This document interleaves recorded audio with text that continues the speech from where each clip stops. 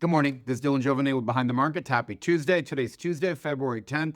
What a great day it is to be alive. I am grateful to be here with you today. Today I'd like to talk about some of the questions I've been getting from members. We recommended, the Behind the Markets model portfolio recommended closing 10 positions, either in whole or in part last week. And that's a big chunk for us. And there are a couple of reasons we did that. Number one is we wanted to pull our sales in a little bit. I know the market looks good on the surface. We're hitting new highs. But underneath the surface, there are some things that I've been concerned about. We recommended selling those at the beginning of last week. And then, of course, we saw in following days that incredible volatility. So what does that tell you? The market really started selling off, and then it rebounded greatly Friday. It was up 1,000 points plus, and the Dow hit an all-time high of 50,000. So it tells you a couple things. Number one, it tells you that there are other investors like me who were leaning on the market, selling off. And remember something. Bear markets don't just, boom, happen like that. You have savvy, smart money selling into the last bit of strength in the stock market. And who's providing the liquidity is less sophisticated money, buyers that are late to the party. Anyway, so on the surface, things look pretty good. AI boom, tariffs or, Trump, manufacturing boom, et cetera, et cetera. But, when you look underneath the surface, and this is why me and a lot of my peers and institutional investors and sophisticated investors have been selling into this a little bit, is when you look underneath the surface, the data looks a little soggy, for lack of a better word. And, I have some statistics here. The number of open jobs in the U.S. fell by nearly 1 million last year, according to the Labor Department. Private sector added just 22,000 jobs in January, according to ADP, which is less than half the figure expected by the Journal in their reporting. To paraphrase somebody, we have a C-minus economy supporting an A-plus stock market. And I think that has driven some concern, at least for me. And it's markets like this, when you get signals like this, I like to sell into that. Generally, bring in our sales. I don't recommend selling any of our core positions, but let's go down a little bit further in the data just to show you how soggy it looks underneath the surface. The delinquency rate on commercial mortgage-backed securities for offices jumped 103 basis points in January to a record 12.3%. This surpasses the post-2008 financial crisis peak by 1.6 percentage points. It is unbelievable.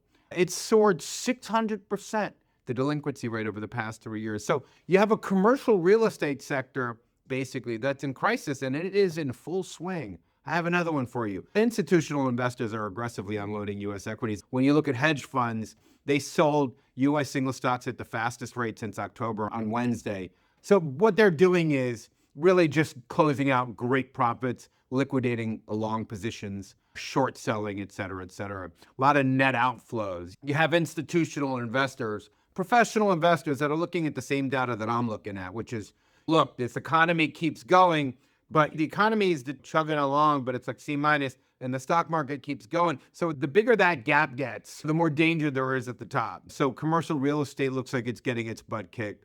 You have savvy investors selling. And of course, we talked about this the other day. AI is starting to eat the lunch of software companies. And I think that is more dangerous to the software sector than a lot of people understand right now into their business model.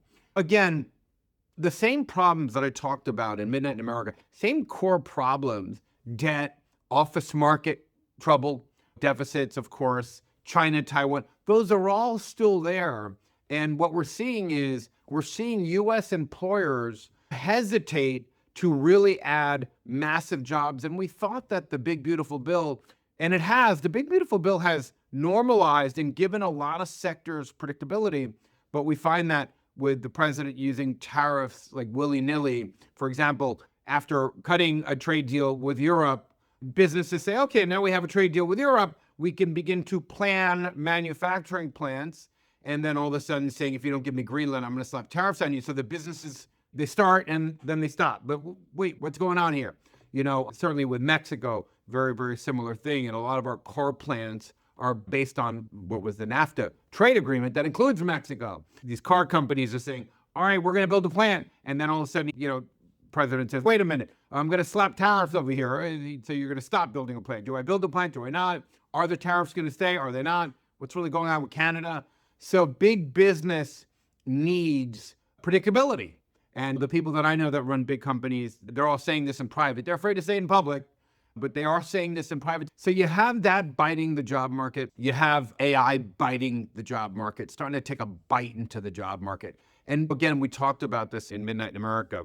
So anyway, this is the reason for all of you guys, all of you folks, members who've written in saying, why are you selling? The market's hitting new highs. Well, you can see at this stage of the market, when the swings start to get volatile, what that tells you is that there's a debate going on through money between bulls and bears. And you basically, what you're seeing is a lot of selling into it and a lot of buy the dip. And professionals will keep using the buy the dip mentality from people at the top here to sell positions into it. So I have been bringing in my sales behind the markets. I recommend bringing in our sales a little more speculative stuff, trimming or things that have had great runs, and sitting back and waiting. We don't have to swing at every pitch. We could be patient. And that's been a good strategy for us throughout our years of doing this. Anyway, that's all I have today. Have a wonderful day. I will see you tomorrow.